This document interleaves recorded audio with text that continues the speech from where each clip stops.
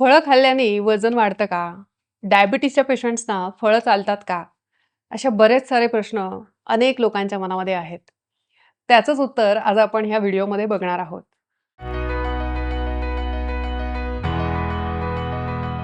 नमस्कार, मी doctor Isha. Doctor Isha's palette ह्या आपल्या यूट्यूब चॅनलमध्ये आपल्या सगळ्यांचं मनःपूर्वक स्वागत आहे. आता फळं ही कशी घ्यावीत? ज्यूस फॉर्ममध्ये घ्यावीत का? तर खरं तर वेगवेगळे ज्यूस आणि त्याचे काय परिणाम होतात शरीरावर याबद्दल आपण एक सेपरेट व्हिडिओ बनवलेलाच आहे. तर तो तुम्ही अवश्य बघा. तर त्यामध्ये आपण ज्युसेसचा परिणाम काय होतो आपल्या शरीरावर ते सांगितलंच आहे. पण आज आपण बघणार आहोत की फळं ही वजन वाढवतात का? खरं सांगू का? आयुर्वेदाने असं सांगितलेलं आहे, की फळं ही वजन वाढवतही नाही आणि वजन कमीही करत नाही. त्याला एक्सेप्शन फक्त 2च फळांचं आहे. ते म्हणजे आमसूल म्हणजे रातांबा आणि दुसरं म्हणजे की आवळा. ही 2च फळं आहेत. ती वजन कमी करण्यास उपयुक्त आहेत. पण ती आयुर्वेदाने औषधामध्येच म्हणूनच घेतलेली आहेत. ती आहारीय पदार्थापेक्षा सुद्धा औषधामध्ये श्रेष्ठ आहेत, अशी फळं असल्यामुळे. पण बाकीची सगळी फळं आयुर्वेद सांगतो, की ही वजनही वाढवत नाही आणि वजन कमीही करत नाही, तर ती मेंटेन ठेवतात. मग आता तुम्ही खूप सारं जेवण केलं आणि खूप सारी फळं खाल्ली, तर काय होणार आहे? ऑब्व्हियसली तुम्ही एक्स्ट्रा कॅलरीज कंझ्युम करणार आहेत आणि म्हणून तुमचं वजन वाढणार आहे. आणि तुम्ही बाकी काहीच खाल्लं नाही, फक्त फळंच खाल्ली, तर तुमचं वजन कमी होणार आहे. कारण तुम्ही काहीही खात नाहीये, म्हणजे तुम्ही खूपच कॅलरी डेफिसिट होत आहेत आणि मग ते वजन तुमचं कमी होणार आहे. तर मग माझं फळं खाऊन वजन कमी झालं का? असं नाही. मग त्याऐवजी तुम्ही दुसरं काहीही खाल्लं असतं, की जे कमी आहे प्रमाणामध्ये, ज्याच्यात कॅलरीज जास्त नाहीयेत, तर तुमचं वजन कमी होणारच आहे. पण हा हेल्दी वेट लॉस नाहीये. म्हणून आयुर्वेद असं सांगतो, की फळं ही कुठल्याही प्रकारची फळं असं काही खूप वजन वाढवतात किंवा वजन कमी करतात, असं नाहीये. जसं मी म्हटलं अपवाद सोडून काही फळांचा. आयुर्वेद ह्याच्या पुढे जाऊन असं सांगतो, की फळांचे जे रस असतात, ज्युसेस असतात, ते ब्रूहण आहेत. ब्रूहणचा अर्थ काय होतो, की ते तुमच्या शरीराचा आकार वाढवतात. तुमच्या शरीराचं वजन वाढवतात. आणि आधुनिक शास्त्रसुद्धा तेच सांगतं, की जेव्हा तुम्ही ज्यूसेस करून घेतात फळांचे, तेव्हा त्याच्यामध्ये फ्रुक्टोज ओव्हरलोड असतो आणि मग तो तुमच्या शरीरात गेल्यानंतर त्या साखरेचं अतिरिक्त साखरच आहे ती फ्रुक्टोज सुद्धा. तिचा परिणाम जे आहे त्याचा लिव्हरवर लोड येतो आणि जर तुम्ही त्या कॅलरीज वापरल्या नाही, जे तुमचं तेवढं काम नसेल, बैठे काम असेल तुमचं, एक्सरसाइज तेवढी होत नसेल, तर त्या सगळ्या अतिरिक्त साखरेचं म्हणजे फ्रुट्समधल्या साखरेचं, ज्याला फ्रुक्टोज म्हणतात, त्याचंही रूपांतर शेवटी हे फॅट्स किंवा फॅटी ॲसिड्समध्येच होत असतं. हे सगळं आपण मागच्या व्हिडिओमध्ये बघितलं.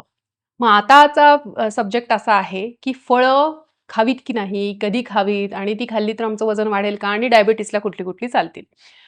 सगळ्यात पहिला प्रश्न, की फळं कधी खावीत? जेवणाच्या आधी खावीत का? सकाळी अनाशपोटी खावीत का? रात्री खावीत का? तर खरं सांगायचं तर सकाळी-सकाळी उठून जर तुम्ही ब्रेड बिस्किट खात असाल, तर त्याच्याऐवजी फळं खाल्लेली कधीही चांगली.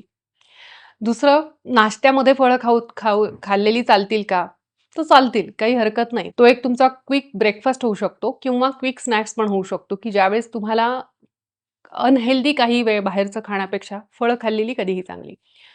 दुसरं म्हणजे की जेवणाच्या आधी मग फळं खाल्लेली चालतील का? जेवणाच्या नंतर चालतील का? मध्ये चालतील का? तुम्ही जेवणाच्या आधी जरी फळं खाल्ली, तरी मग जेवण त्या मनाने करा, की हां, ठीक आहे, आता मी फळं खाल्लेली आहेत, म्हणजे एक पोर्शन मी खाल्लाय, तर मग तेवढं मग अर्धी पोळी कमी खा, भात थोडा कमी खा. कारण मग तुम्ही जेवणही भरपूर करणार आणि फळंही भरपूर खाणार, तर मग तुमचं वजन वाढणार आहे, ते कमी होणार नाही. म्हणून जेवणाच्या आधी जर तुम्ही फळं खाल्ली आणि मग त्याच्यानंतर जेवण केलं. जेवण करताना हेच भान ठेवलं, की मी आता एवढा पोर्शन खाल्लेला आहे. त्याचं कॅल्क्युलेशन किंवा मनामध्ये एक बॅक ऑफ द माइंड आपल्या ठेवायचं, की हां, मी आता एवढी बाउलभर फळं खाल्लेली आहेत. त्यामुळे त्या हिशोबाने मी आता पुढचं जेवण केलं पाहिजे. तसंच जेवणानंतरही तुम्ही फळं खाणार असाल, तर मग अर्धी पोळी पहिले जेवणात कमी खा किंवा थोडा भात कमी खा, डाळ कमी खा आणि तेवढी भूक ठेवा आणि मग नंतर फळं खा. म्हणजे थोडक्यात काय, की जो आयुर्वेदाचा जो एक नियम आहे बेसिक, की अध्यशन म्हणजे अधिअशन म्हणजे काय, की खायचं आणि त्याच्यावर पुन्हा खायचं. हे जेव्हा तुम्ही करता तेव्हा वेगवेगळे आजार सुरू होतात. मग त्याच्यात पहिलंच तो स्थूलता आहे आणि दुसरं डायबिटीस आहे. खरं तर दुपारच्या वेळेस वेगळं काही स्नॅकिंग करत बसण्यापेक्षा आणि मंचिंग करत बसण्यापेक्षा काहीतरी चमचमीत खा किंवा कुरकुरीत खा, शेव फरसाण भेळ खा, ह्याच्यापेक्षा फळं खाल्लेली कधीही चांगली आणि ही सवय तुम्ही मुलांनाही लावू शकतात. अति लहान मुलांमध्ये विशेषतः 8 ते 9 वर्षापर्यंत त्यांना सारखे जेव्हा आजारी पडत असतात, ज्यांना सारखा सर्दीचा किंवा खोकल्याचा त्रास असतो, कफाचे सारखे-सारखे आजार होत असतात, त्यांच्यामध्ये फळं आम्ही बऱ्याच वेळा मी तरी वर्ज्य करायला लावते काही दिवसांपर्यंत, जोपर्यंत त्यांची प्रतिकारशक्ती त्या कफाच्या त्रासातून जोपर्यंत ते बरे होत नाही. कारण फळं ही कफकर आहेत, हे मात्र निश्चित आयुर्वेद सांगतो. मग पुढचा प्रश्न की डायबिटीस असलेल्या लोकांनी फळं खावीत का?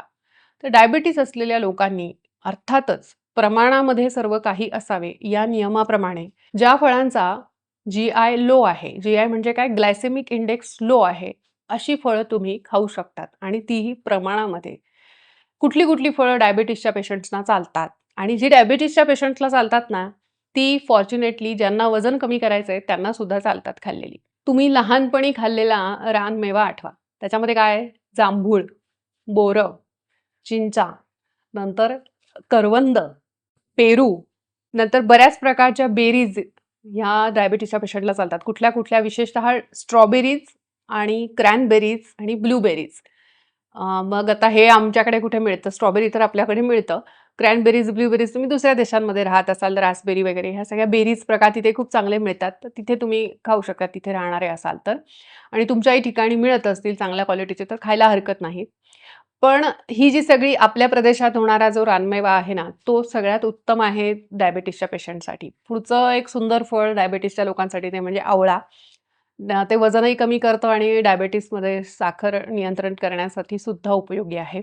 नंतर चेरीज आहेत, ऑरेंजेस आहेत, म्हणजे आपलं संत्रं, मोसंब, नासपती आहे, पीचेस आहेत, आलूबुखार, dragon fruit, kiwi, passion fruit, नंतर ग्रेप फ्रूट नावाचं एक फळ असतं बरं का. ग्रेप्स नाही, ग्रेप्स म्हणजे द्राक्ष नाही. ग्रेप फ्रूट म्हणजे एक असं संत्र्यासारखं दिसणारं एक फळ असतं मोसंबीसारखं. सायट्रस वर्गातलं आहे ते. ते सुद्धा चांगलं आहे. तर मी तुम्हाला ही सगळी परदेशी फळं पण का सांगते, की आजकाल मिळतात. जर चांगल्या क्वालिटीची मिळत असतील, तर खायला हरकत नाही. आणि जर तुम्ही परदेशात राहत असाल, तरी तुम्हाला ह्या लिस्टचा फायदा होईल. ॲव्होकाडोज आहेत, ते सुद्धा आजकाल मिळतात. पपई आहे.